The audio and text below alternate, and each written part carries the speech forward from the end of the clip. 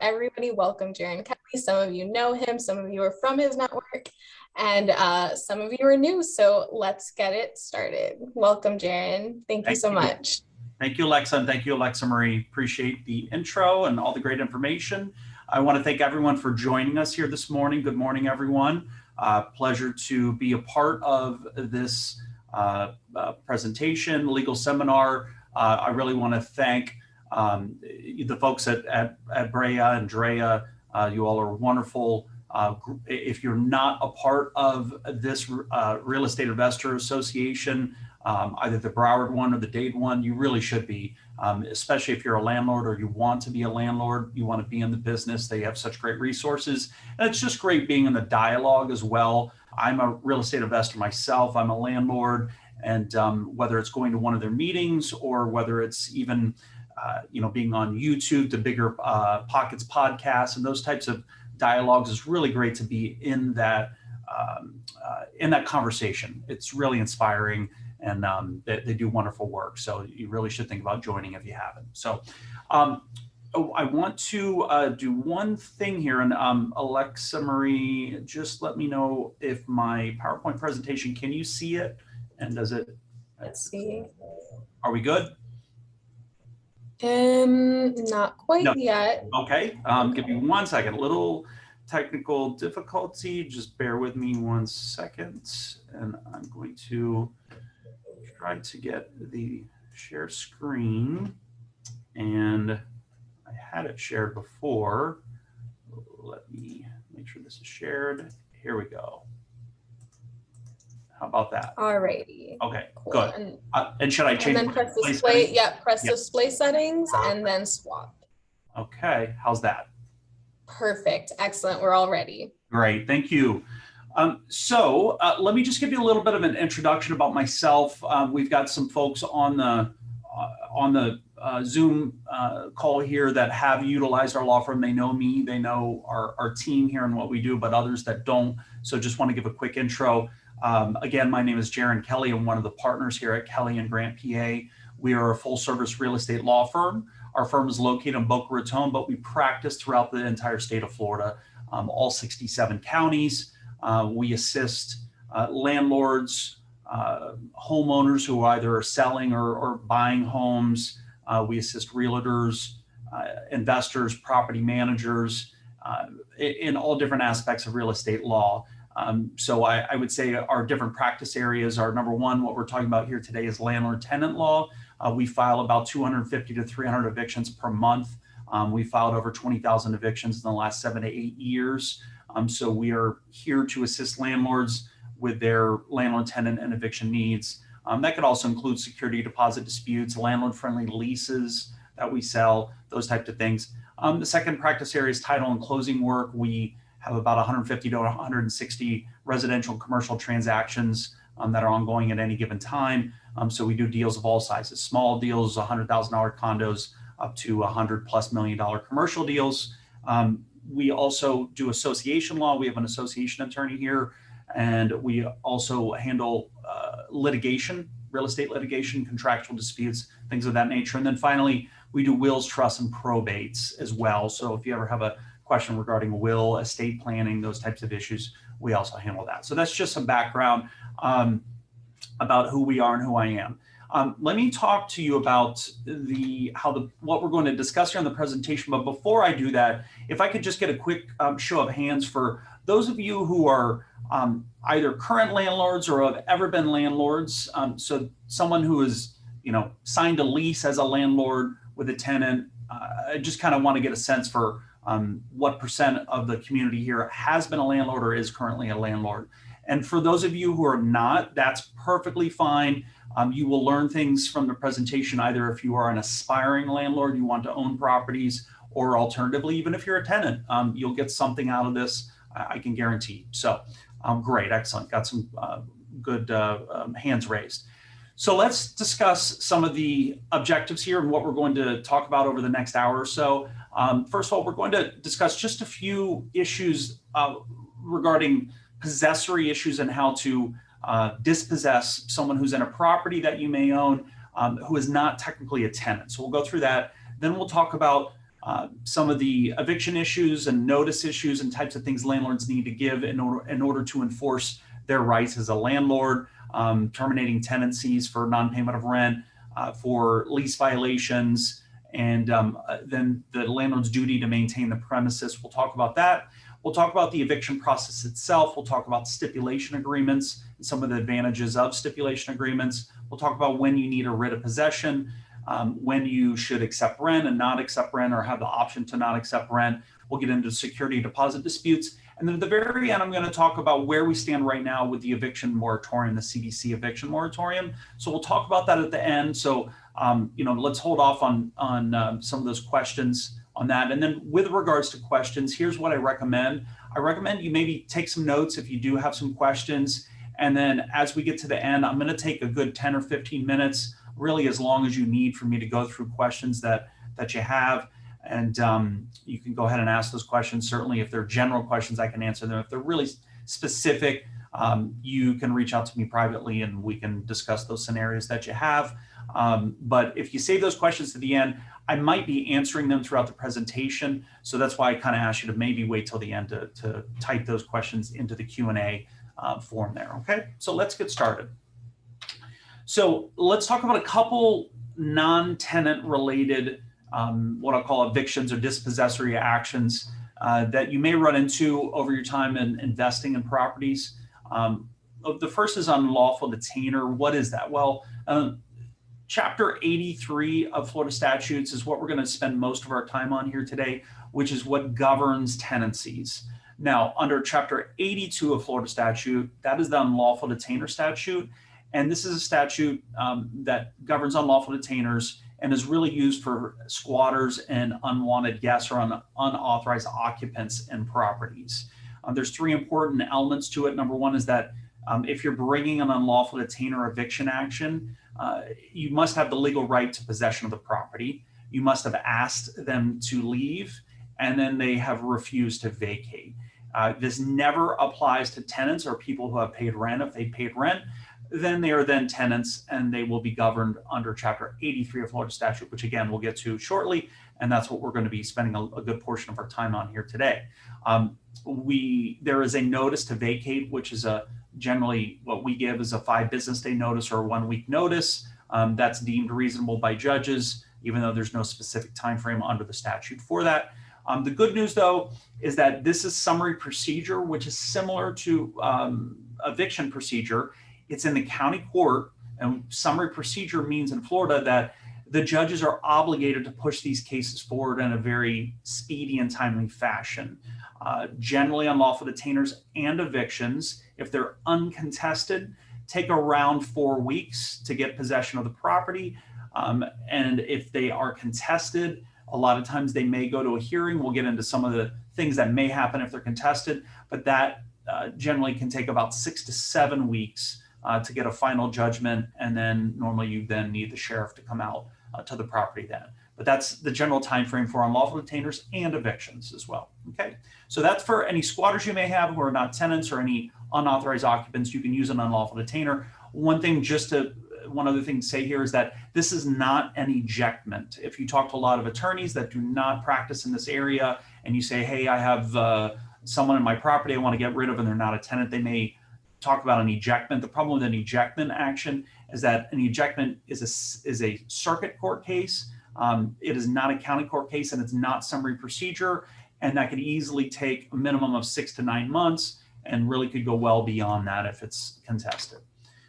Let's talk about a second non-tenant type of dispossessory action, which is what we call a motion for writ of possession. This is for auction properties. Right now, there aren't that many auction properties, as we know. There's been a foreclosure moratorium, but you may want to pay attention to this because you will hear a lot more about auction properties. For those of us who were investors or were in the real estate industry back in 2007, 8, 9, 10, 11, leading maybe into 2012 and 13, there was a huge wave of foreclosures and there were lots and lots of auction properties that investors invested in.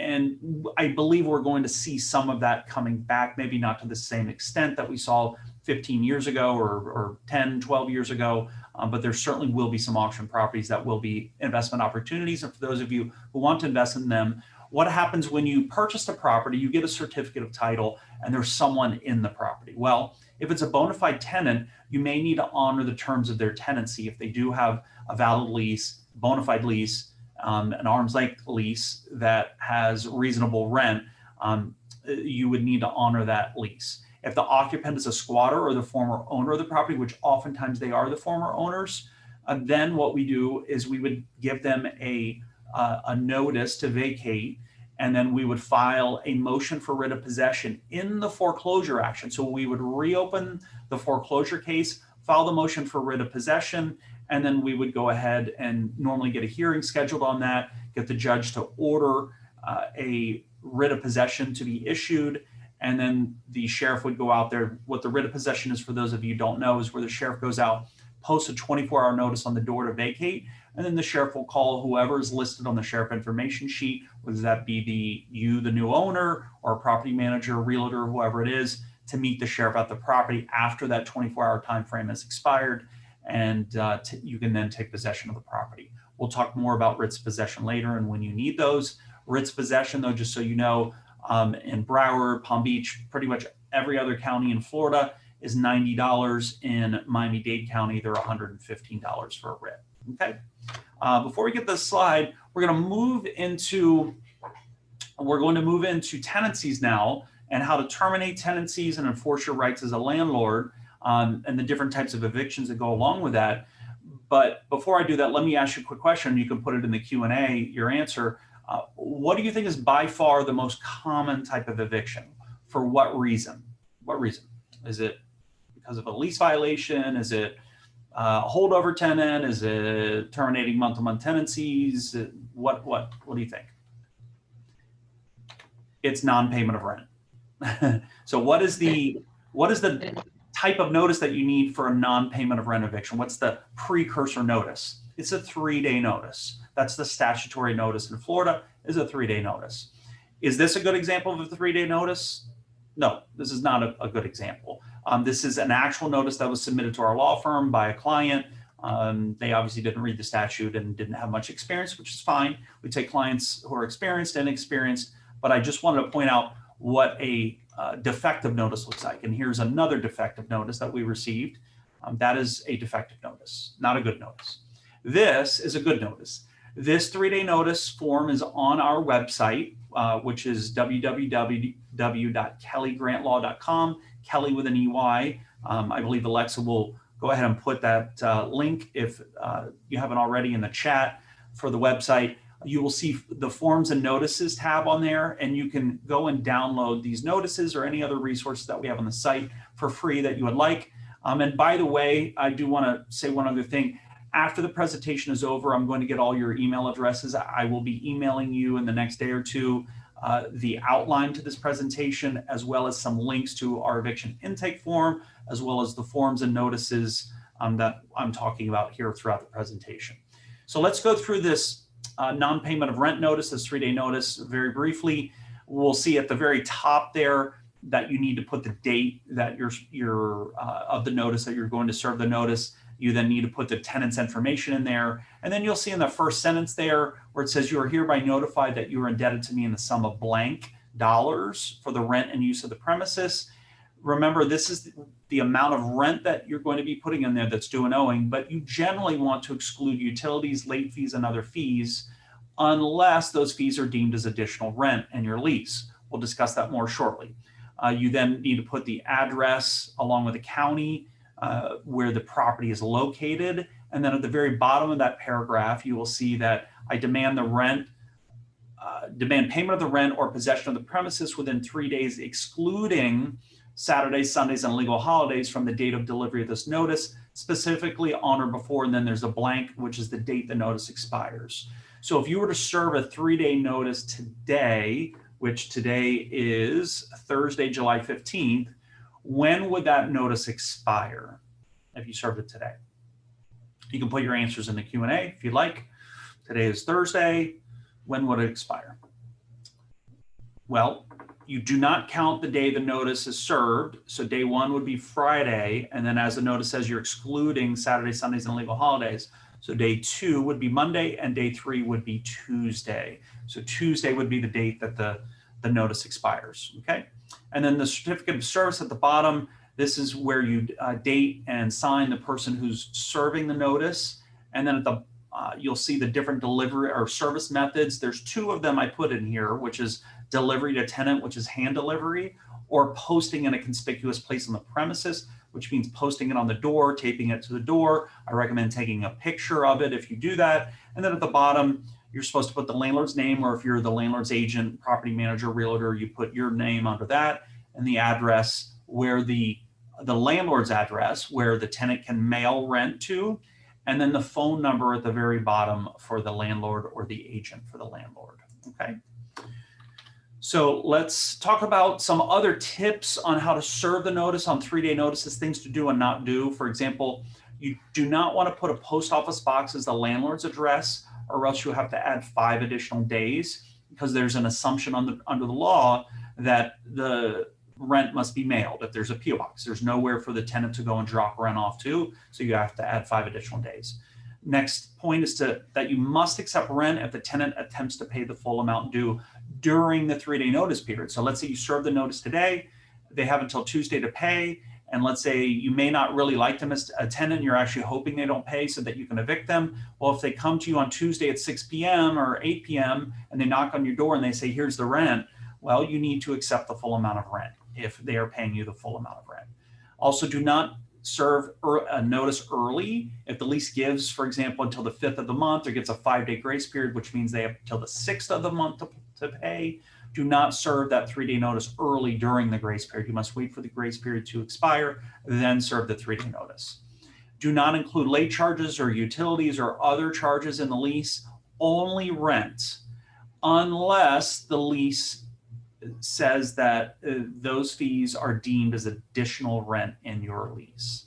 Do not include the day the notice was served in the 3-day time frame. We talked about that. So if you served it today, do not include, don't count today. Day 1 is Friday. Do not include weekends or court holidays. Also avoid mailing the notice. That's the 3rd type of service. If you mail a notice, then you have to give 5 additional days on top of the 5 calendar days on top of that 3 business day time frame if you mail it. That's the mailing rule in Florida. And then with Section 8 housing, so for those of you who don't know Section 8, Section 8 is a federal program where tenants can apply who have financial difficulties, and if they qualify, the federal government will pay a portion of their rent and they must pay the rest of the rent. So if they are a Section 8 tenant, then a copy of the notice or any notice you're serving must be sent and mailed to the housing authority so they're aware of these notices, okay? Now let's get into a couple examples. A standard 3-day notice, we already gave one example using today, but I'll give you another example here. Let's say from July 2019, let's say the notice was served on Tuesday the 9th. Day 1 would be Wednesday, day 2 would be Thursday, day 3 would be Friday. This would be the due date. The 12th is the due date that would be on the notice. And then we could file the eviction complaint on the 15th, the next business day, which is the Monday the 15th. Very easy example. Next example is to add 5 additional days and why would you add 5 additional days? Well, there's 3 reasons why you would add 5 additional days. One is if you had a PO box for the landlord on your notice at the bottom right of your notice. Number 2 would be if you mailed your notice, you would be adding 5 additional calendar days. And number 3, there's a strange and odd rule in Broward County that if your property is in Broward, but the landlord's address on the notice is outside of the county of Broward, you have to add 5 additional days. So let me repeat that again. Hypothetically, let's say you had a rental property that was in, let's say, Miramar or Fort Lauderdale or Pembroke Pines, and your address is the landlord. Let's say you lived in Boca Raton, Florida. So your address on the 3-day notice was your address in Boca Raton. You have to add 5 additional calendar days on top of the 3-day notice. That is only true for properties in Broward County, not true for properties in Miami-Dade, not true for Palm Beach County, or generally any other county in South Florida. That is only a Broward rule, so you're aware of that. But if for any of those 3 reasons you need to add 5 additional days, here's an example. You serve the notice on 9th, the 3 business days are the 10th, 11th, and 12th. And then beginning on Saturday the 13th, you can begin the 5 calendar day time frame, which is day 1 is the 13th, 2, 3, 4, 5. The 5th day of the calendar days is the 17th. So that's the date the notice expires, is on Wednesday the 17th. And then we can file the eviction complaint on the 18th. Okay. I'm going to give you one other example, but before we do that, just remember in this example, you're serving the notice on the 9th and then it's expiring on the 17th. But look, if you mail, let's say you were mailing the notice. So Tuesday the 9th, it expires on the 17th. What if you mailed it one day later on the 10th? Here's the example. Look, it doesn't expire until the 22nd. Why is that? Well, remember, the first 3 days are business days. So you serve it on the 10th. The day 1 is the 11th. Day 2 is the 12th. Then you do not count the weekends for the 3 business days. So the 3rd business day is the 15th. Then you add in your 5 calendar days not to expire on a weekend or a holiday. So that would be the 16th, 17th, 18th, 19th. Normally, the 5th day would be on the 20th, but remember, the notice can never expire on a weekend or a holiday. So therefore, it pushes into the 22nd. So that's the expiration date of the notice. And then we could file the complaint on the 23rd. The whole point of me giving you this example is to see that when you're adding 5 additional days, let's say you're mailing or putting a PO box, that can cause you additional delays in demanding rent and then proceeding with your eviction. So just be aware of that. The main point here is if you can serve a notice by posting or hand delivery, that's a preferable method of doing so.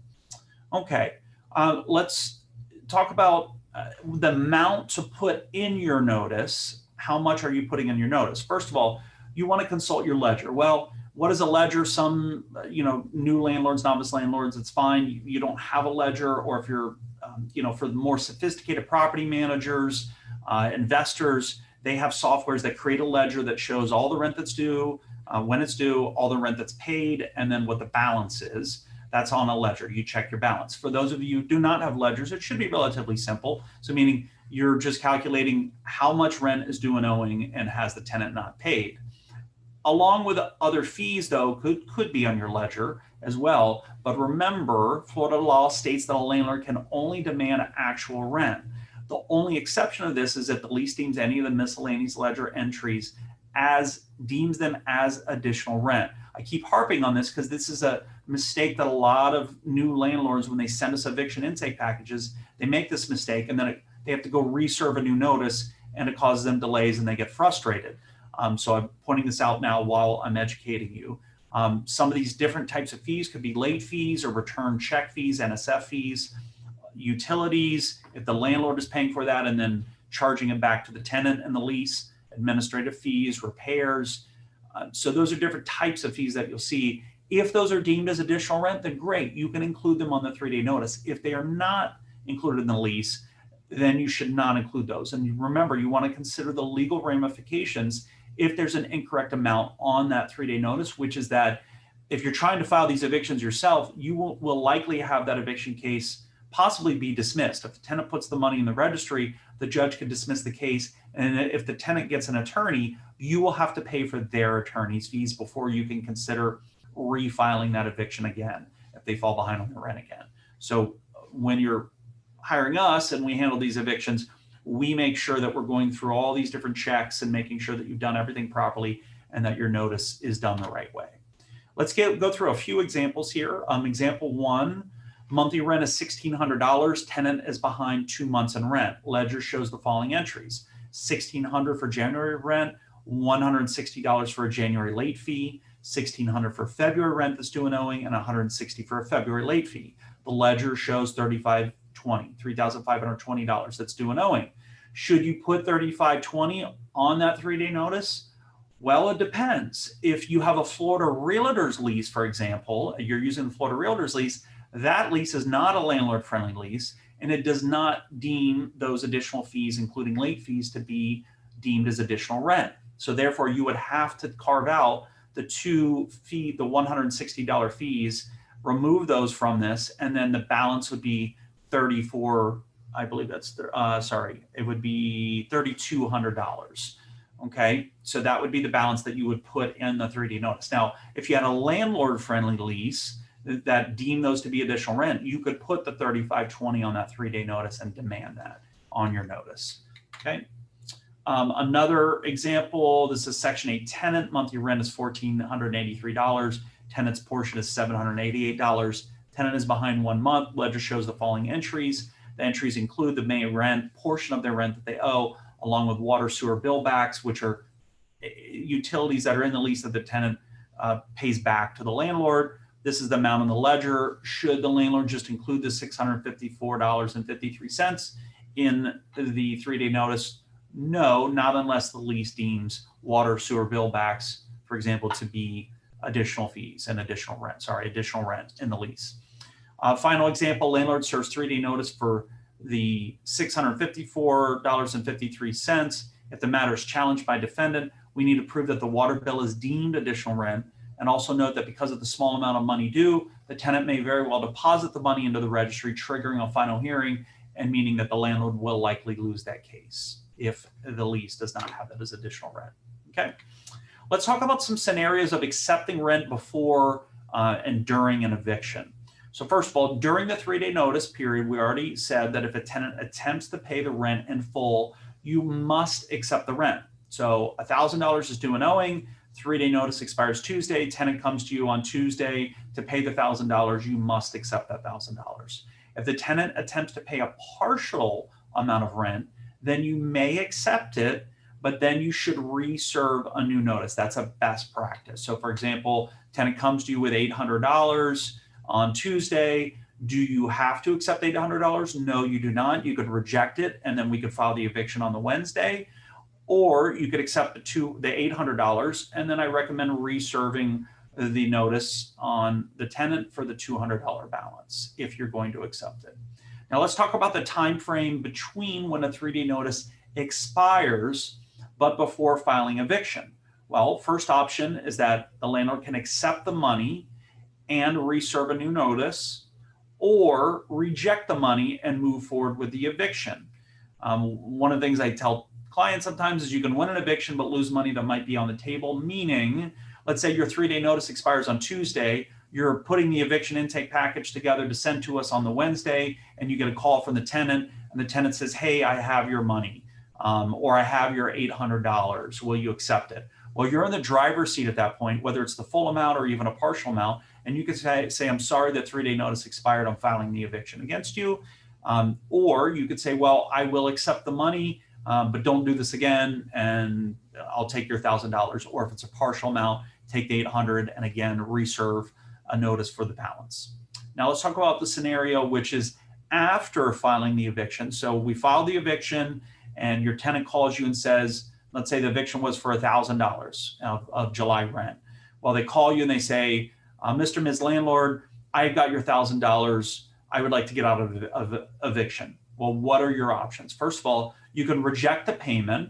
So you could say, no, I'm not taking it. You need to get out of the property. I don't want you there anymore, and you didn't pay your rent, and I'm proceeding with the eviction.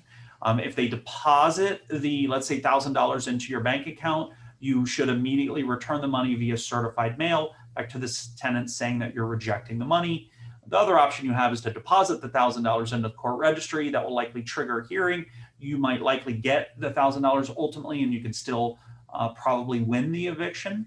But it's probably going to trigger a hearing on it. So it's kind of, 6 of one, half dozen of the other, what you decide to do there.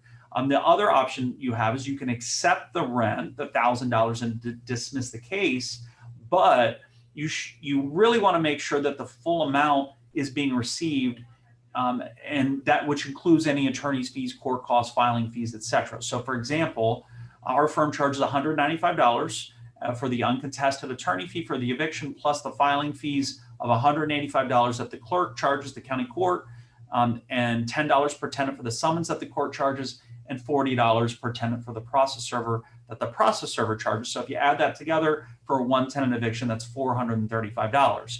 So if the tenant comes to you with $1,000 and says, I would like to get out of eviction, what is the best practice? Well, the best practice, if you want to let them get out of eviction, is to either, number one, tell them to come back and pay you not only the $1,000, but the, let's say, $435 that you paid for the eviction filing fees, and which includes our $195 attorney fee. So if they come back to you with the $1,435 in certified funds, then maybe you let them out of eviction. You take it, we'll dismiss the case, and hopefully they learn their lesson.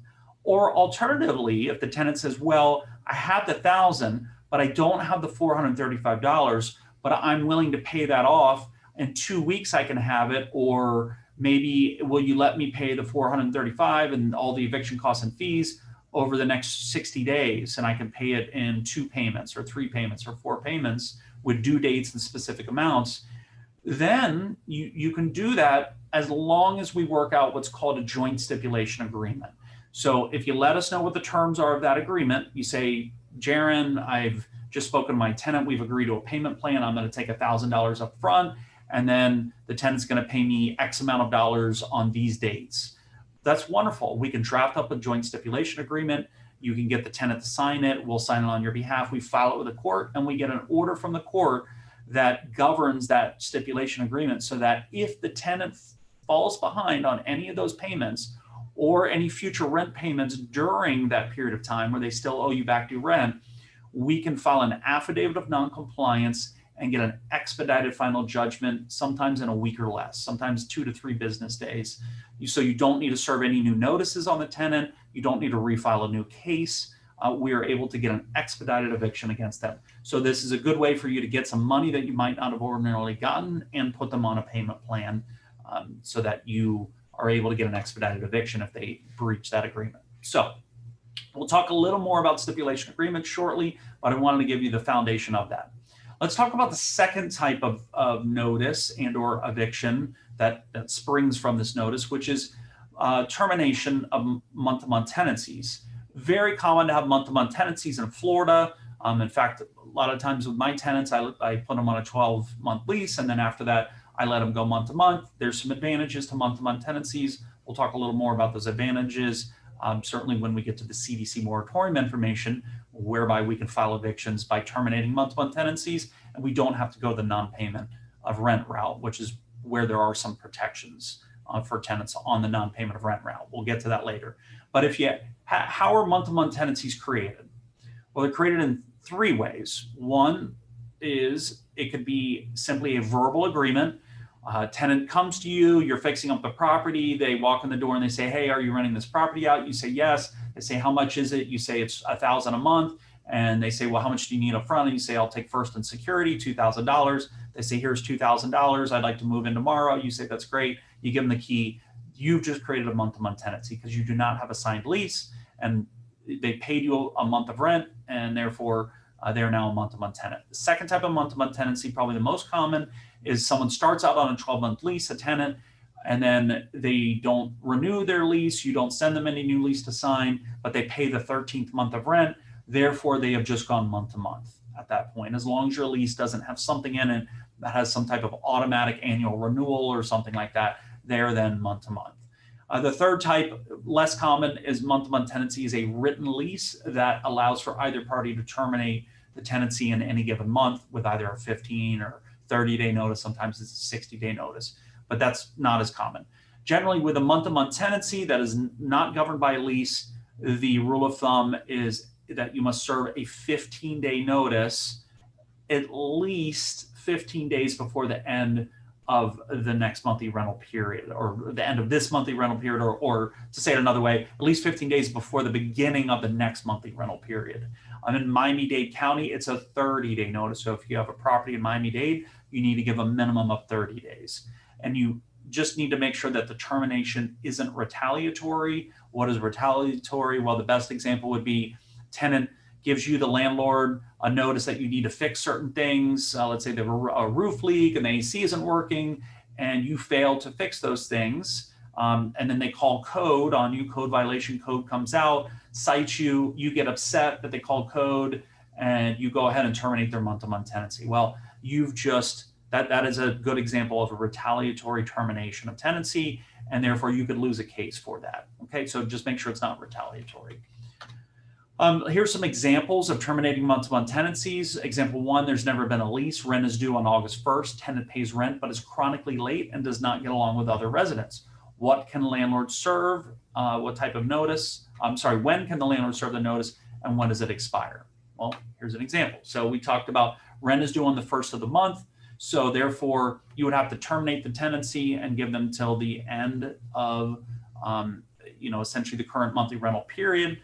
So here's the example. You must, if rent is due on the first of the month, let's say this is for August 2019, you must serve the 15-day notice no later than August 16th. Day one of the notice would be August 17th, and then you count 15 days, and therefore the expiration of the notice would be August 31st, okay? The other way to do this, probably the better way to do it actually, is to work it backwards. Knowing that rent's due on the first of the month, and knowing that the 31st is the day that the notice must expire, you can count 15 days back from there, and then you know that you must serve this notice by August 16th, okay? Second example, lease expired a month ago, the parties never renewed, but landlord accepted rent. Under the lease, rent was due on the 15th day of every month. When can landlord serve the notice, and when does it expire? So the difference in this example is that rent's due on the 15th day of the month. So when must the notice expire? Well, working it backwards, you know the notice must expire on the 14th of the month. And then if you count 15 days back from there, day one of the notice would be the 31st, but that means that you must serve the notice on the 30th of the prior month, which is July 30th. So just to go back again, the notice is going to expire August 14th of 2019 there, but it is to be served no later than July 30th of the prior month, okay? So let me give you a more appropriate example here. Today is July 15th. Let's say you have a tenant that pays rent on the first of the month. You serve a 15-day notice on the tenant today, July 15th. When does that notice expire? The notice expires July 31st, not the 30th. Some people will count. They'll say, okay, well, it's July 15th. Let me add 15 days. It's going to expire July 30th. No, it's going to expire at the end of this monthly rental period because you have 16 days left between now and the end of the monthly rental period, which is July 31st. So if you serve it today, you must give them till July 31st. Let me give you one final example. Let's say hypothetically today, let's take a time machine and go back and say today is July 1st. Tenant pays on the first of the month. You serve a notice on July 1st. And you give them this 15-day notice on July 1st. When would that notice expire? The notice would expire July 31st. Again, it's not July 1st, add 15 days, it expires July 16th. No, you have to give them till the end of this monthly rental period, which is July 31st. Why would you think that maybe you don't want to serve a notice on the morning of July 1st, giving them until the 31st to vacate? Probably because if the tenant has not already paid you rent, once they see that notice that you're terminating their tenancy, they're probably not going to pay you rent. That happens a lot. So what's the best practice as a landlord? It's to collect the rent for July, then give them this notice. So let's say you collect the rent on July 3rd or July 5th. Let's say there's a grace period. Let's say you collect it on July 5th. Go on the evening of July 5th after you collect it, or on July 6th, and give them that 15-day notice and give them till July 31st to vacate. Okay. Let's talk about the next type of notice and or type of eviction, which is for lease violations. When you're terminating for breach of lease, you must give a 7-day notice to cure, unless it's a non-curable issue. We'll get to that in just a second. But when is a breach curable? And almost every scenario is curable. This includes unwanted guests, unauthorized pets, unauthorized vehicles. They have too many vehicles beyond what the lease says. They're causing code violations. Any of those types of things are curable violations that you should give a 7-day notice to cure for. Now, when is a breach non-curable? Very, very rare scenarios and almost always involve criminal activities. So that would be a tenant, let's say they abuse or commit battery on their significant other, who's the other tenant there, and they get a restraining order against them and they get arrested for that. That is a non-curable breach. They just perpetrated an act of violence, and therefore you can bring forward a 7-day notice without the opportunity to cure, to give them 7-day notice to vacate, and then we could bring that eviction. But those are rare. Rapes, murder, arson, those types of things are non-curable issues. Here's an example of a 7-day notice to cure for the 99% of those scenarios that are non-criminal, that are curable. Here's an example. This is the statutory 7-day notice. It says, you're hereby notified that you're not complying with your lease, specifically that.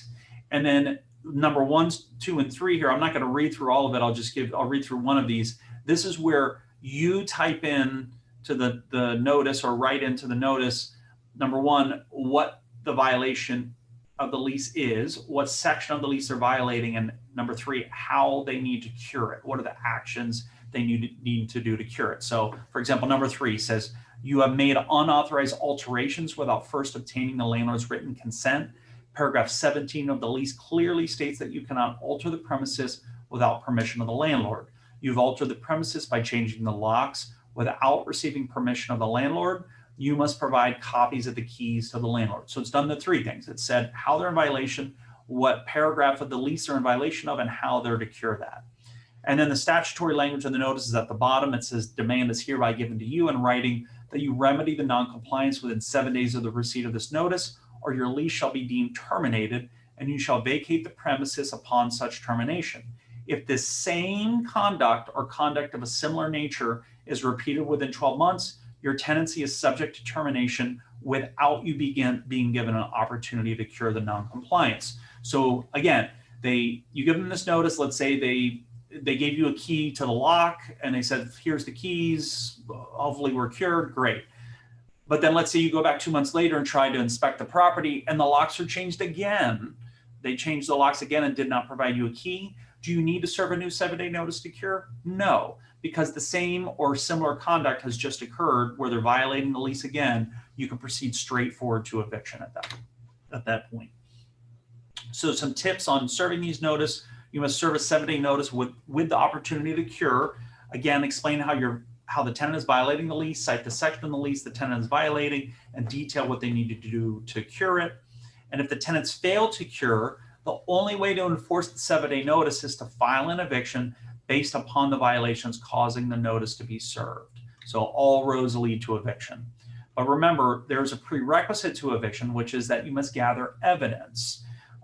So remember, with the non-payment of rent cases and the termination of month-to-month and or holdover once the lease expires and they're still in the property and you're not accepted rent, you want them to vacate, you as the landlord don't necessarily need proof of these issues. The burden of proof is on the tenant to prove that they either pay the rent if it's a non-payment of rent case, or there was retaliation for the termination of month-to-month, or if you're evicting them for a holdover because they stayed over the lease and you didn't extend the lease, they need to prove that they have some reason to be in the property or there was some addendum extending the lease. Those are all, the burden of proof is on the tenant in all those scenarios. The difference in this scenario with a lease violation eviction case is that the burden of proof is on the landlord to prove in court that those violations not only occurred, but were still continuing and had not been cured after the 7-day notice expired. So what are some types of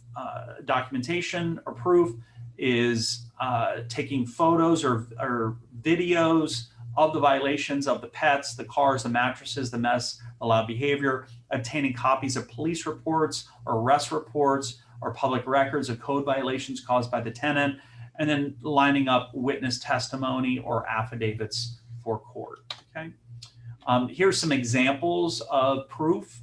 So photos, this was from an actual case. Property manager went in and took photos of the pets in the property after the 7-day notice expired to show that the pets were still in the property. I'm gonna say one thing, this is not a fair housing seminar. Again, service animals and emotional support animals are not pets. If they have proper documentation regarding service animals, then they are not pets and you cannot evict them for having pets in the property. You can get more information on service animals and emotional support animals on our website in the article section. There's, probably, I don't know, maybe 8, 10, 12 articles down. There's a nice fair housing article that has all the guidance from the federal government that you can read through. So maybe a 20-some page guidance document. If you have questions on emotional support animals and the type of proof that's needed, go ahead and read that document. It's very explanatory. Next example of an unauthorized occupant. This was a lease violation because there was an unauthorized occupant in the property. The tenant denied having the unauthorized occupant there, but we were able to find the unauthorized occupant on the sex offender Florida registry, and they had the address of the property that we were evicting the tenant from. This alone was proof enough, and the judge granted the final judgment for eviction. Here's some examples of unsanitary conditions that we've seen in properties. You can see that's for hoarding and unsanitary conditions. So that's the type of proof that you need in order to move an eviction forward for a lease violation. Here's some other examples. Tenant is month to month.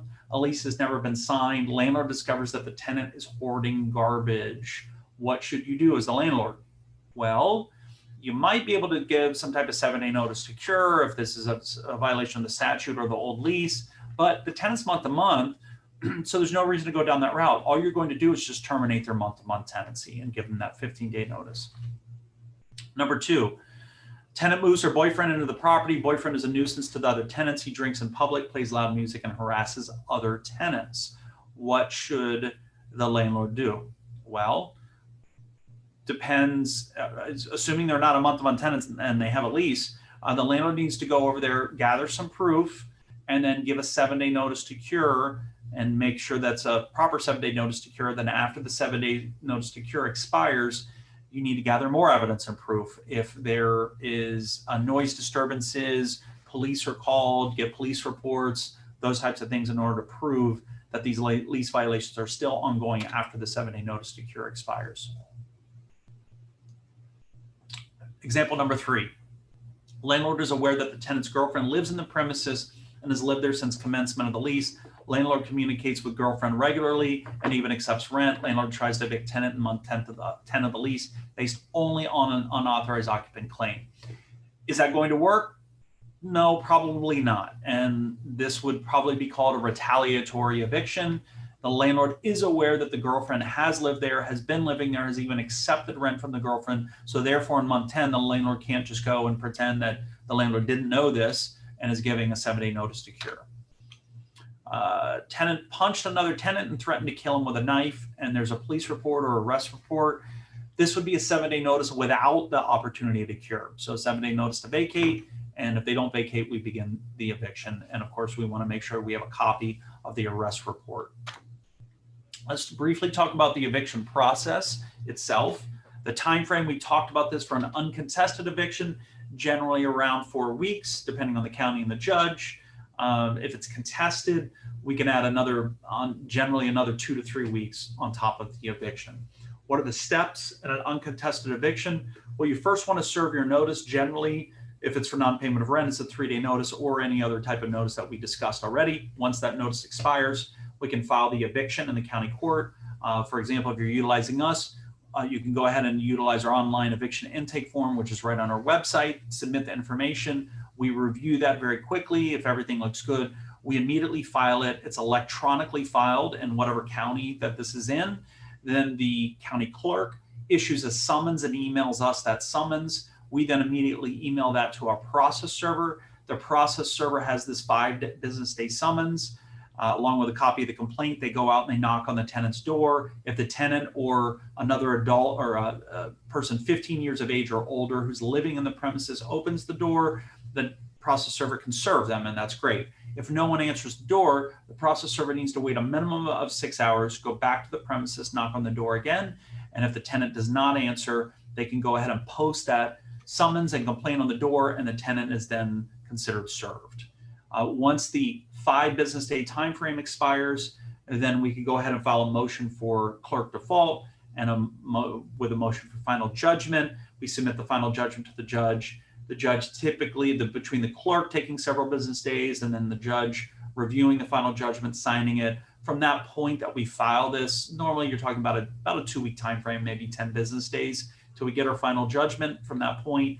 And then once you get the final judgment, then if you need the writ of possession, which is that 24-hour notice to vacate that the sheriff posts, you can let us know. We submit that to the clerk, and then the clerk and the sheriff normally take, in Palm Beach County, it's about a week to a week and a half, normally about a week and a half now, from submitting the writ of possession to getting the sheriff out there and the sheriff calling you to meet them at the property to change the locks. Broward's normally about 2 weeks. Miami-Dade is normally pretty slow. Sometimes we're seeing a month or longer in Miami-Dade from the point that you have the final judgment to getting the sheriff executed, the writ executed.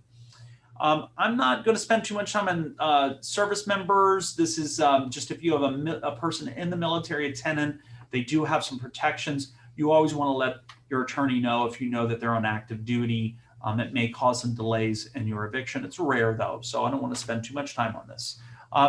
What if a tenant answers, meaning if they are contesting the eviction case? Well, if you're a property manager or if you're filing the eviction on your own, you may want to consider consulting with an attorney if you haven't already had an attorney like myself file the eviction for you, because the case could get possibly complicated for a variety of reasons. But generally, a judge may order rent to be ordered into the registry, could order a mediation to see if the parties can come together to enter into a stipulation agreement.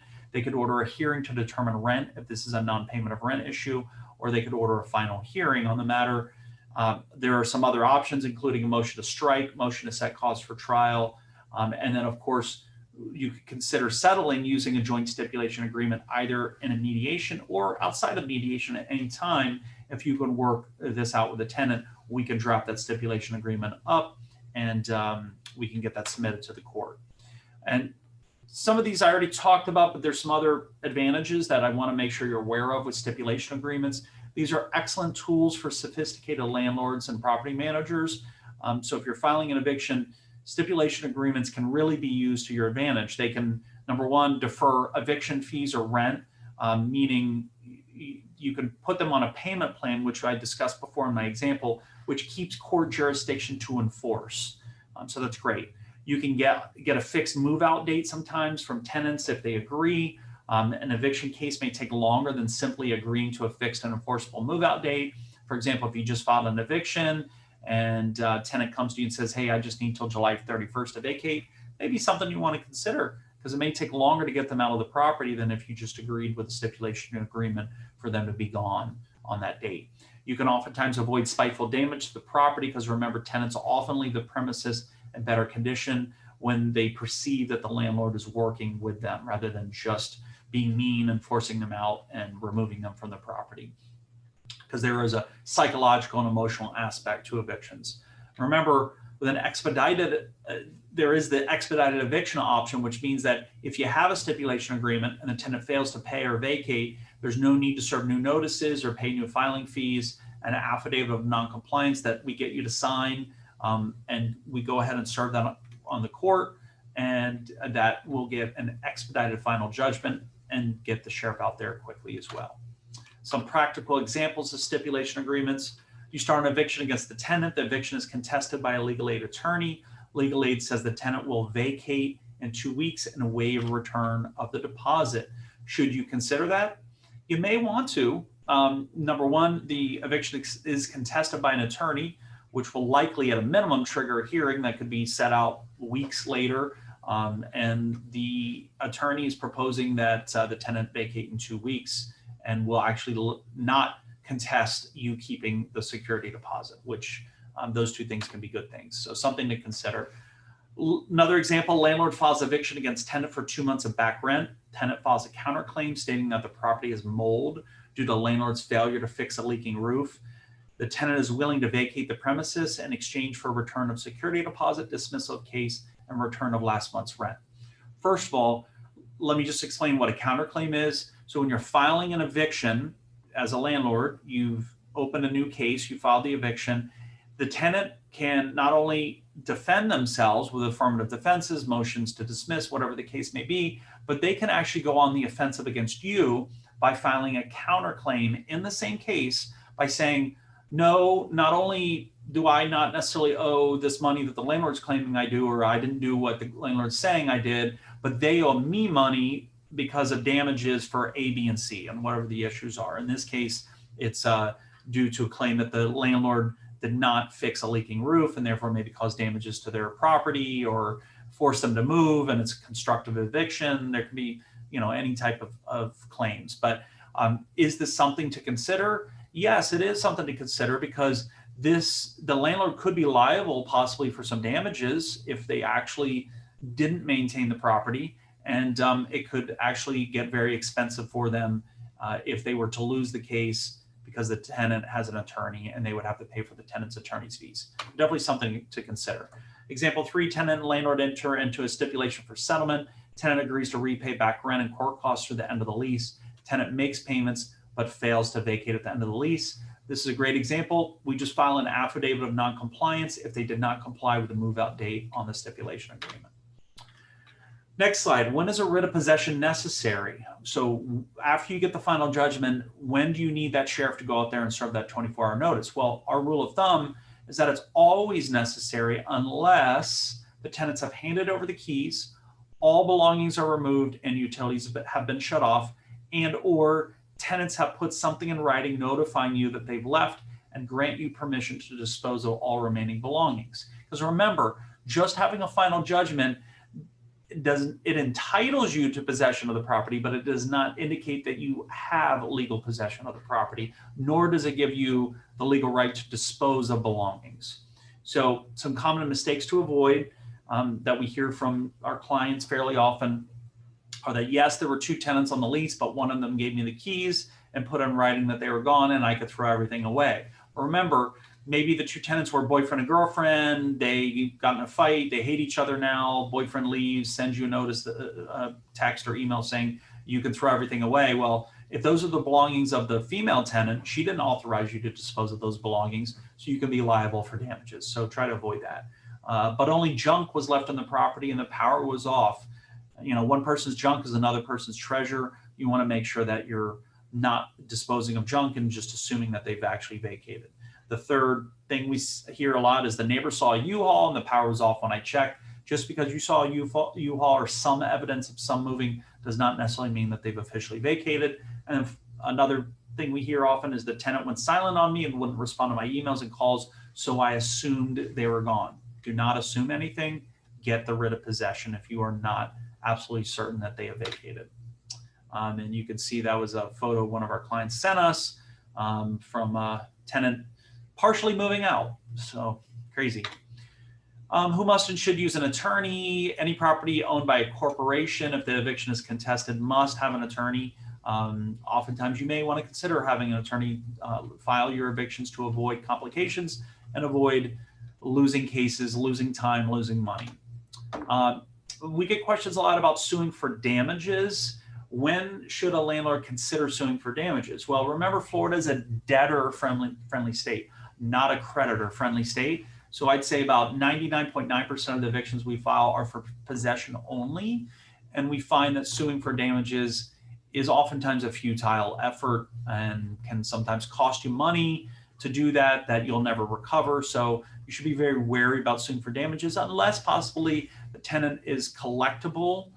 So meaning they have a stable job with a paycheck, they own assets such as a paid off car, even better, they own property somewhere that we can attach a judgment to, or you have copies of checks from their bank account that we can try to garnish. Remember that you can sue for eviction costs, past due rent, time it took to rent the property, damages exceeding the security deposit, attorney's fees, and unpaid utilities. But another issue that we have with this is that, remember, you must get personal service when suing for damages. When it's for possession only, remember that example where I told you the process server, if he can't serve them the first time, no one answers the door, he goes back a second time, he can post that summons and complaint on the door and they're served for possession only. But if it's for personal service, the process server needs to keep going back and back again and back again until he can personally or serve via substitute service on another person who lives there this complaint for damages. So sometimes we're unable to sue tenants or actually get service on tenants, and landlords oftentimes get upset that they spent some money and they can't even get served their tenants. So just watch out for that. Let's briefly talk about a landlord's duty to maintain the premises. The statute places affirmative duties on landlords to maintain the premises. These are a list of some things that landlords have a duty to maintain. You'll see them there on the screen. At the bottom, though, we have exceptions apply for single-family homes and duplexes. What this means is that for triplexes and above, these are the requirements that landlords must maintain those items. But for single-family homes and duplexes, you can negotiate in your lease to switch some of these items. For example, pest control, extermination. In a lease, if you have a single-family home or a duplex and you're a landlord, you can put that on the tenant to do that as long as it's in the lease. So those are some examples. Some common mistakes landlords make is not making repairs in a timely manner, not curing code violations, ignoring 7-day notices to cure from the tenant, and not making reasonable efforts to fix those issues. Tenants do have rights as well. There are tenant remedies for landlord's failure to maintain. They have the right to vacate after the 7-day notice, or they may withhold rent after the 7-day notice expires if they have a legitimate reason to do so and they've provided a proper 7-day notice to the landlord. Remember, there can be damages that landlords may be responsible for what's called constructive evictions, where failure to repair may make a property uninhabitable, and the judge can award damages if the inaction forced the tenant to incur expenses from when vacating. If the property is partially uninhabitable, the judge can order an abatement of rent for a portion of the rent. Briefly going to talk about mold issues. Remember, mold is very common here in Florida. A landlord has a duty to assess and remediate the mold unless the landlord can prove it's caused by the tenant's actions. The landlord should ensure that a licensed insured remediation specialist properly seals off affected areas or the full unit if necessary. Do not allow a remediation specialist to speak to a tenant. All communication should come from the landlord, and do not provide a copy of the report or results to tenants. There's no obligation to pay for a hotel room if the premises is temporarily uninhabitable, but rent should be abated on a prorated basis, meaning if it takes a week to fix those issues and the tenant must move out for a week, you should not be charging rent for that time frame. Some other best practices for a landlord is have a system in place for repairs. Do not ignore requests for repairs. Communicate and document efforts to cure the issues. Bring any 7-day notice that the tenant might have served on you for repairs to the attention of your attorney, and have a hierarchy of emergency versus non-emergency repairs. Some examples: does the landlord have a duty to maintain air conditioning? Under the statute, no. However, in Florida, 99.9% of properties have air conditioning in them when they're rented, so therefore the landlord must maintain the air conditioning. However, certain things like changing filters, you can put that on the tenant to change the air conditioning filters for sure, and those types of things, but you can't force them to purchase a brand new $8,000 central air conditioning unit. That would be inequitable or unequitable that a judge would likely rule that to be. In month 10 of the lease, a tenant complains about a broken screen on the same window that you fixed in month 2 of the lease. Do you have to repair it? Well, you must, if you've already repaired the screen once, because you have an obligation under the statute to do that. If the lease says that it's the tenant's duty from there on out to do that, then it's the tenant's obligation to repair the screen. If it's landlord's duty under the lease, then it's the landlord that must do that. A tenant in a single-family home has a broken window that you suspect was broken by the tenant's minor child. Do you have a duty to repair? Unless the lease says that windows are the responsibility of the tenant, if it's the responsibility of the landlord, and unless you can prove that the tenant's child was the reason for the breaking of the window, then the landlord is going to have to fix that. I'm going to skip over the Section 8 eviction slide. Probably not too many of you have Section 8 evictions, but just make sure that you're sending your notices on to the Section 8 Housing Authority if you do have Section 8 tenants. And make sure that you are maintaining the property, because the Section 8 Housing Authority can come out, inspect the property, and can cut the landlord off from their payments if you do not pass that inspection. So be very aware of that. Let's briefly talk about security deposits.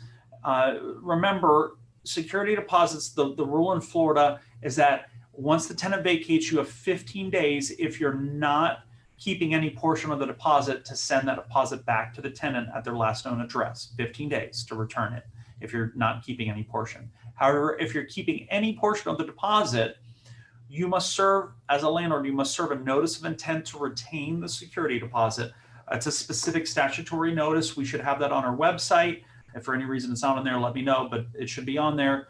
and you have 30 days from the date the tenant vacated to send that notice via certified mail, and then the tenant has 15 days to object to that notice in writing. If they fail to object to the notice, then there's an assumption under the law that you can then keep the notice. Tenants can still sue you at any point for that security deposit, but those are the guidelines. And make sure as a landlord you are serving that 30-day notice or that notice to retain the deposit within 30 days via certified mail to the last known address of the tenant, or else you will lose a security deposit dispute. But what happens if the tenant disputes what you're trying to keep? Well, you have a few options. If the tenant responds, then the landlord has three options. One is to either return the full security deposit to the tenant. So let's say it's a $1,000 deposit. The landlord keeps $300 of the deposit for a broken tile and grout cleaning to clean the grout on the tile because it was really dirty.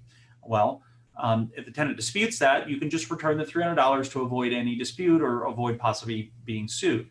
The second option you have is negotiate a partial return via settlement agreement. So you could say, well, I've kept $300, but I have proof of this. And I'll tell you what, though, I'll return $150 of this to you, but I'm going to keep $150 if we can agree upon this. If you can do that, that's great. Get that settlement in writing and send them the check. You can put full settlement on the memo of the check. You can include a full waiver of any claims language in that agreement as well, if you'd like. The other option you have as a landlord is you can keep the money. You can say, I disagree with you. I'm keeping the $300. Sue me if you want.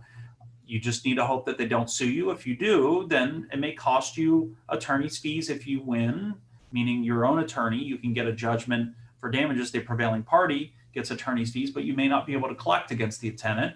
But you're going to have to pay money out of pocket to hire an attorney, most likely, or make sure that you also have good photos, videos, checklists for move in and move out to make sure that you can prove the condition of the property when the tenant moved in to the condition of the property and when they moved out. You could also threaten suit for additional damages if there's an outstanding amount above the security deposit. So let's say you had $1,800 in repairs and the security is $1,000. You're claiming $1,000 on the notice, but you can include the other $800 in there so they can see that there's a balance. Maybe that'll scare them away to not sue you. Last three slides I have for you. This one is some suggestions and ways to improve your return on investment on a property. Number one, make sure you have a landlord-friendly lease. We've talked about things such as the grace period. In our landlord-friendly lease that we sell, it's right on our website, $75. You can fill it out right there online if you'd like. We don't include a grace period. I don't believe a grace period is necessary. If you want to give a few extra days for the tenant, they don't pay you on the first, maybe give till the second or the third. But you have to give a 3-day notice anyways. I consider that a legal grace period. So I don't give my tenants grace periods. Considering fees, additional fees, late fees, things like that as rent, we include that in our lease. Make sure that you're doing that as a landlord. That allows you to get more money if the tenant is late from the tenant. Be very diligent and consistent in serving 3-day notices as soon as rent is considered late. Remember, allowing tenants to fall behind in 1 month will almost certainly cause them to be late the next month. If you're not serving your notice until the 19th of the month and it doesn't expire until the 22nd or the 25th of the month, and finally they pay you on the last day of the notice period, do you think they're going to have rent on time the next month on the 1st? Probably not. And then remember, although it may seem counterintuitive, it's best to file evictions against the tenant rapidly. Listening to stories and excuses from a tenant can oftentimes cause you delays, can cause you significant rental losses. Remember also, sometimes tenants talk to each other. If you have a triplex, quadplex, and you're serving a notice on tenants on the 19th of the month, what does that say to the other tenants? It tells the other tenants that you're not really enforcing your lease terms, that you're not giving a 3-day notice as soon as rent is late. You're waiting a long time. So they may be less incentivized to pay you rent on time. Remember that the tenant still has the option to pay back rent and eviction fees as long as you will accept that even after filing an eviction. And remember that there's still the option of the stipulation agreement, which is a great option to have. The last 2 slides I have here are about the CDC moratorium. I know we're going to have questions on that. So the CDC moratorium is currently still in place through July 31st of this year. It's been extended several times now. There's talk of the foreclosure and the eviction moratorium expiring on July 31st. Is that definitely going to happen? Is it definitely not going to be extended? We don't know. No one actually knows, but we've heard from the Biden administration that they're likely to not extend certain parts of the foreclosure moratoriums, because there's actually multiple foreclosure moratoriums, or maybe all of them. And I anticipate if that's the case, then they may not extend the eviction moratorium as well. We will see what will happen. But right now it's scheduled to expire July 31st. So the questions are, what types of evictions does the CDC eviction moratorium order cover? Under the CDC, evictions for non-payment of rent and non-payment of rent only may be affected where a tenant serves a signed CDC declaration form on the landlord or the court. If a tenant serves a signed CDC declaration in a residential eviction case for something other than non-payment, a judge may determine whether the declaration applies or does not apply. We found in South Florida, almost every judge says that it does not apply unless it's a non-payment of rent eviction. So next question, can I still file evictions for non-payment of rent? Yes. Landlords are still able to file evictions for non-payment of rent, but if a tenant files the CDC declaration, the court might elect to stay the eviction until July 31st of 2021, or until the moratorium expires. If it's extended another month to August, well then if it expires August 31st, then your case would be tied up until that time. This means that the tenant could remain on the property without paying any rent for that period of time. What happens if the tenant serves the landlord with a CDC declaration before the landlord starts the eviction? The landlord can still move forward with the eviction action in court, but the judge might very well likely stay the eviction until July 31st or until the moratorium officially ends. What happens if the tenant files the CDC declaration after the landlord files the eviction? Well, again, the judge might elect to set the case for a hearing, or the judge might decide to just stay the eviction even without hearing until July 31st. That's likely to happen. Unless the landlord can prove that the tenant is lying about the CDC declaration by saying, I have a COVID hardship, financial hardship, the judge will likely stay the eviction until July 31st. I can tell you that pretty much in about, I don't know, several hundred cases where you've had CDC declaration forms filed, we've really never prevailed on overturning the CDC declaration. Judges are not really willing to maybe they'll take the evidence, but even if your tenant buys a boat and puts it in the yard, we had that case before, or you have proof that they've gotten a new job, judges are not willing to declare those CDC declarations as invalid. So generally, that's not going to happen, even if you are thoroughly convinced that the tenant is just using the CDC declaration to buy time and not pay rent. Unfortunately, that's how the cookie crumbles until this moratorium expires. Does the landlord have to provide the tenant with a copy of the CDC declaration form? No, the burden is on the tenant to prove the CDC declaration, to provide the CDC declaration to the landlord or to the court. But if you're going to be utilizing any 3-day notices, make sure you are utilizing the one that's on our website that has the CDC information that's at the bottom of the notice. That is a new requirement in the last 2 months or so that the CDC requires. If you do not include that information that's on that notice, your case may be dismissed, and or there are tenant attorneys who are out there suing landlords, counterclaiming against landlords, because that's a violation of the Fair Debt Collection Practices Act. So if you file an eviction with that 3-day notice that does not have the CDC information at the bottom, you are at risk of losing thousands of dollars. Last question here, last part of my presentation, and then we'll get to the Q&A. Does the order affect other types of evictions not related to non-payment of rent? The answer is the order technically only applies to residential evictions based on non-payment of rent. Landlords are still able to evict commercial tenants, tenants who are in breach of the lease, tenants who are damaging the property or engaging in criminal activity, tenants who are threatening the health and safety of other residents, holdover tenants, month-to-month tenants, as long as you're serving that proper termination of month-to-month.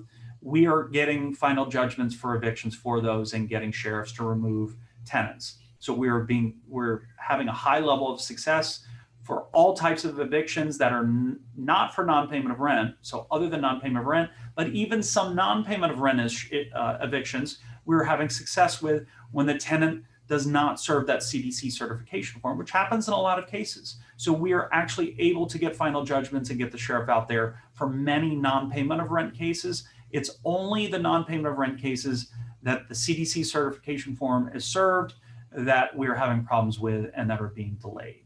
Okay, so hopefully that's good information on the CDC moratorium. Hopefully from a landlord perspective, this moratorium will expire at the end of the month and we will be free from all these eviction moratoriums. Okay, Alexa, Marie, I'm open to taking Q&A now. I don't know. Awesome. So we have tons of questions, but we don't have a lot of time. So this is going to be rapid fire if we can do that. Okay, Jaron? I know I went long here, but I'm willing, Alexa Marie, it's up to you if you need to shut down in 3 minutes, or I can stay a little longer if you'd like and answer some of these questions. So, all right, let's just show of hands. Who is willing to go to, I don't know, maybe 12:35, 12:36? Okay, got some hands raised, so I'm willing. All righty. Cool. So I can read these if you'd like. Is there, and I'll go through them really quickly. Is there any way to terminate tenancy during lease term, i.e. holdover proceedings? Well, if your lease is a 12-month lease and you're talking about trying to terminate the lease during that 12-month period, the short answer is no, except for those things I talked about, like if there's an actual lease violation or it's a non-payment of rent issue, we can serve those notices and then we can evict them. But you can't just say, well, I don't really want you anymore and I'm just going to disregard the lease. The short answer is no. If the tenant stays in the property after the 12-month period, you do not accept a 13th month of rent, and there's no lease provision that just automatically renews the lease, then they're a holdover tenant and we can file that eviction right away as soon as the lease expires. Next question. Hugo says, does the 3-day notice need to include language that tenant may be entitled to some CDC relief or otherwise? Yes, Hugo, I just answered that, which is that utilize that 3-day notice that's on our website on kellygrantlaw.com, Kelly with an EY, and I will email you a link to that shortly with those notices. For clarification, Angie says, for clarification, can landlord just send 3-day notice via email with return receipt or text as a PDF? No. In Florida, there are 3 methods of legal service. One is mailing, one is posting, and one is hand delivery. Must be one of those 3 methods. Benjamin says, what's the eviction rules for a non-renewal served on a tenant who refuses to leave at the end of the lease notice, a holdover? What are the eviction rules? It's really the same eviction rules. I would just say that the tenant has the burden of proof that they have some right to still be in the property. Otherwise, we're going to win. Like, for example, if there's something missed in the lease that it automatically renews, or some notice provision. Sometimes in some leases, a landlord must give a minimum of 30 or 60-day notice prior to the expiration of the lease, or else it turns month to month automatically, or it renews for another 12-month period. So just make sure that you're reviewing your leases and you know what's in them. But otherwise, Benjamin, the eviction process is very similar to other eviction processes, same time frame. It's really just making sure that the court agrees with us that it is a proper holdover eviction. So 99% of the work is done up front, making sure that we've given either proper notice or filed this properly under the terms of the lease. Henry, how do you designate late fee as additional rent? Insert language in blank line. So again, the Florida Realtors lease does not designate that. Our lease does have that. If you have a custom lease, make sure the lease is saying that rent is deemed, these other fees, whatever fees you want deemed as additional rent, are in fact deemed as additional rent. Denise says, can you add verbiage to the Florida FAR contract for lease to include administrative late fees and utilities as rent to be proactive in case of eviction? So here's the issue. It gets a little complex. I'm going to try to simplify this in a quick 30-second answer. There's something called the unlicensed practice of law, UPL. That's why there's a Florida Realtors lease. Realtors are not, or property managers are not supposed to be modifying leases. So you got to watch out for that. I can't tell you that you're allowed to do that. If the lease is for yourself and your own property, you are allowed to modify the Florida Realtors lease or any other lease. You can have a template and delete and add things and type new things in. But if it's for someone else that you're doing this for, my recommendation is you should not be doing that technically. You can have complaints against your realtor's license, or if you're a property manager, there are some legal issues with that. So I heard that a landlord can pay $12.50 to sheriff and get a writ of possession issued and served in 24 hours. Hugo, you're talking about a Miami-Dade. Yes, there's an expedited writ fee in Miami-Dade only because they take so long. They're taking 4 to 6 weeks sometimes to serve and execute writs. They do blackmail you and give you the option to get a writ executed in a very short period of time. I've heard it's maybe 2 to 3 business days or less, and you can pay around $1,200 or so for that. Anonymous says, if a tenant constantly runs afoul of HOA rules and refuses to take corrective action, what options do I have to evict the tenant? 7-day notice to cure. Hopefully in your lease, almost all leases have the provision that they must abide by all laws, association rules, etc. You would cite that provision and give a 7-day notice to cure, and make sure that you're following up with the association that they have not cured those issues within the 7-day time frame and getting proof of that. Patricia says, in Broward, if starts month to month with tenant after their 12-month lease expires, does unit now fall under short-term rental rules with short-term rental taxes to be paid in? Patricia, I'm not going to give you tax advice. You can always call the state about that. But from my experience, generally, no. Short-term rentals are going to be generally, as far as I know, based on what the original lease says. So if it's an Airbnb or short-term rental for something less than 6 months, then that use tax for the short-term rental tax would kick in. Generally, if you have a 12-month lease and then it goes month to month, you generally are probably not responsible for those taxes. Okay, hopefully that answers that. If you do have questions, you can contact the state. Denise says, what can a landlord do if they do not want any animals on their property? Can you state you would like a high admin fee of $2,000 to avoid pet owners from applying for the property? Well, you can have really any rules you want about pets. It's just those rules do not apply to emotional support animals or service animals. Just keep that in mind. So if someone applies and says, I have an emotional support animal, you cannot say I have a no pet policy or I have a $2,000 admin fee and apply that to them. But yes, you can certainly just say no pets allowed, and that is fine. But again, emotional support animals, service animals are not pets. Jan, would you consider a land trust as a corporation of Florida when we talk about ownership? Yes, a trust, a corporation, an LLC, a partnership, those are all not persons under the Florida law. So technically you would not be able to represent yourself as a trustee of the trust in court, certainly if there's a contested eviction. What should a landlord do if after 1 year lease is up, she wants to continue on a month-to-month basis, but wants to raise the rent? So you can give notice. I would give at least that 15-day time frame to the tenant that their rent is going to be increased. Technically, if you really want to enforce it, you can also give them an alternative notice that says if you fail or if you do not want to pay the increased rent, then please consider this notice as a termination of month-to-month tenancy and you must vacate on blah, blah, blah date, and kind of track the language of the 15-day notice, termination notice, along with a notice that you are increasing the rent. So then they have the option. They can either pay the increased rent or their tenancy is terminated and they must vacate by that certain date. Kenya says, what if tenants are month-to-month? Can a landlord terminate tenancy and without being affected with the CDC declaration? Yes, Kenya, great question. So just to clarify, I believe I covered it, but this is a different way to look at things.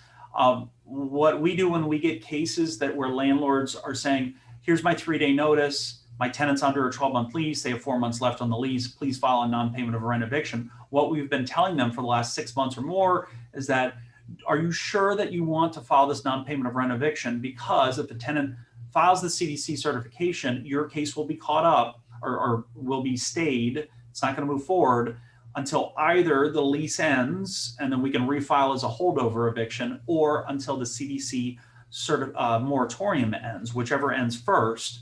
So the other option here is if they're month-to-month, we always give them the advice that if it's a month-to-month tenant, just terminate their month-to-month tenancy. If today's July 15th, give them a 15-day notice, give them until July 31st to vacate, And then on August 1st, we can begin the eviction. And then even if they file a CDC certification form, that does not protect them for termination of month-to-month tenancy, for holdover evictions, for lease violation evictions, etc. Nikita says, is it possible to write a specific addendum to the lease which will make tenants responsible for the AC repairs in case tenants won't change the filter in a monthly manner? If I inspect the property every 2 to 3 months and consistently observe a dirty filter and document it, of course, if the AC tech will also confirm that the damage has been caused by the dirty filter. The problem is it's very difficult to tie the dirty filter to damage to the AC. Maybe with some expert testimony. Really, what you're doing is you're giving the 7-day notice to cure. That's probably going to be the best way to go, but you have to get proof that they still have not changed the filter after the 7 days has expired. So go the 7-day route. How much your office charge for the whole process? Tony, that's on our website. I'll send you a link to our eviction intake form with the pricing. As I mentioned in the presentation, we charge a $195 attorney fee plus the $185 court filing fee that the clerk charges, $10 for the summons, $40 for the process server. So one tenant eviction, when you add all those fees up, is $435. If there's 2 tenants, then you just add another $50 for the extra summons and service of process. That's $485. Ed says, what if a tenant vacates property without paying utilities or other services that they are responsible for as outlined in lease agreement? Can liens be placed against the property? Liens be placed against the property. I'm not sure who the lien would be placed by. If you're talking about how do you collect on that, ad, well, you can make a claim on their deposit for those monetary damages that they didn't pay for. Make sure you're sending that notice via certified mail within 30 days, the last known address of the tenant, and making a claim on that deposit. If those fees are way in excess of the security deposit, you could try to sue them, but we already discussed what the downsides of suing for damages are. Let's go forward with, sorry, 1238. Let's go with 2 more questions here that I'll answer. And then I'm going to email everyone, again, the outline, the links to the website. If you still have further questions, you can reply to my email and you can pop a quick question to me. I'm happy to give you that answer. Thomas says, TNT and iGun Company LLC want to thank Jaron Kelly again. He really had my back through the pandemic and I wouldn't miss a webinar with him. I can always get him on the phone and he throws away gold advice for free. I've used his services time and time again for many years. Could you speak again about 7-day notices without the ability to cure? First of all, thank you very much, Thomas. Very nice shout out. I appreciate the kind words. Yes, 7-day notice without the opportunity to cure are in very, very limited circumstances, almost always criminal acts committed at the premises, on the premises by one of the tenants. So again, one of the examples I used is, let's say there's 2 tenants, they're husband and wife, or boyfriend, girlfriend. One of them, the boyfriend, batters the girlfriend. She calls the cops, he gets arrested, she gets a restraining order. You can give a 7-day notice without the opportunity to cure for them to vacate, because that's a criminal act. I mean, unfortunately, the girlfriend may have to vacate as well or be evicted, but those criminal acts should not be happening on your property, and everyone needs to go if that's the route that you want to go. That's an example. It could be if you have a duplex, one tenant stabs the other tenant or whatever the criminal act is, but as long as it's happening at the premises, that's going to be a 7-day notice without the opportunity to cure. And Chantel, last question here. She says, for unlawful detainer, how do you do it if you do not know the name of the person? If you don't know the name of the person, we can do an unknown occupant, get a summons for an unknown occupant, and that way we're able to serve, post it on the door, the unknown occupant, and generally that works in most every court. So that's it. I really, first of all, I appreciate all of your attention and attendance here today. I really appreciate everyone. Thanks for the great questions. And Avi and Alvaro, if you want to reply back to my emails, I'll answer your questions and you can just repeat what the question is. I'll send this email out within the next day or 2. Thank you, everyone. Thank you, Alexa Marie and Alexa and Anish. Appreciate you all hosting the presentation. Have a great afternoon. Thank you so much, Jaron Kelly. You were excellent. People loved it. So many questions. This knowledge is invaluable. And only really here with us can you get that one-on-one Q&A type with these real estate professionals, with the professionals in this industry. So we really want you guys. I know there's a lot of new faces. I hope you enjoyed today. Our next event is going to be on the 27th. That's going to be 2 Tuesdays from now. If you love Jaron Kelly, you're really going to love Jose Ramirez. He's a tax advisor at Advanced Tax Advisors, and he's going to be going over kind of a mid-year tax planning. I know we all kind of plan at the beginning of the year for our taxes and maybe towards the end, but he's really going to tell you how to do that mid-year tax. That's really important. And if you're a real estate investor or looking towards being one, even if you're a real estate agent, I know we have some here. You're going to really love our Wednesday, the 28th presentation with Francisco Mago. He's the owner of ReaFacts, a software that helps you do so much for real estate investing. He's going to help us learn how to calculate the market value on properties. So we hope we see you there. Those two speakers, Jose Ramirez and Francisco Mago, are going to be in our boot camp. So I know a lot of people are also new to the real estate investing world. If you want to learn more with us, we have our 2 lead mentors, Ryan and Anish. They are going to be running it. Jose Ramirez and Francisco Mago are going to be going into the nitty gritty of how to really jumpstart your real estate investing business, how to plan it, how to, layer it and things like that. We are going to have our boot camp on the 24th and 25th. We only have 4 seats left, guys. So it's really one-on-one, great experience. If you like this Q&A, you're going to love the boot camp because your cameras are going to be on. You're going to be able to speak to live to our professionals, to our lead mentors. So it's going to be really great. People walk away from the boot camp and then within a month or 2, they're able to close their first deals. Never thought it was going to happen, but they finally took that step and the boot camp helped them get there. So again, since we kind of just did this on the spot, on the fly, since we have a lot of new members, or new joiners, new attendees who've never been here with us before, we're going to give you $50 off a membership for joining us. We're going to put a link into our thank you email. You're going to get 2 emails from this webinar, one from us here at Bria and then one from Jaron Kelly. He's going to have his link to his website. He wants to get to know you guys a little bit better, and we also want to give you something. So look out for 2 emails from us. You'll see it probably coming from Alexa or Alexa Marie at wjl.net. So don't be alarmed. That's just us here. And look out for Jaron Kelly's email as well.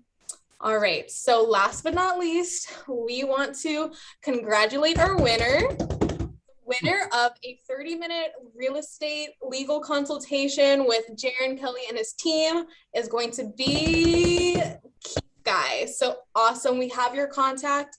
We're going to contact you. If you don't contact us first, congratulations. You are able to have that one-on-one with any of your legal real estate questions with Kelly and Grant PA. So congratulations, Keith Guy. Thank you so much for everybody who's come. Look out for our next emails. Stay in touch with our next events. We hope to see so many of you grow with our network, and good luck with the remaining of the year with real estate investing. It's really just going up and up from here. So congratulations, everyone. Thank you so much. Thanks again. Thank you, Alexa. Have a great afternoon, everyone. Thanks. Bye-bye. Bye-bye.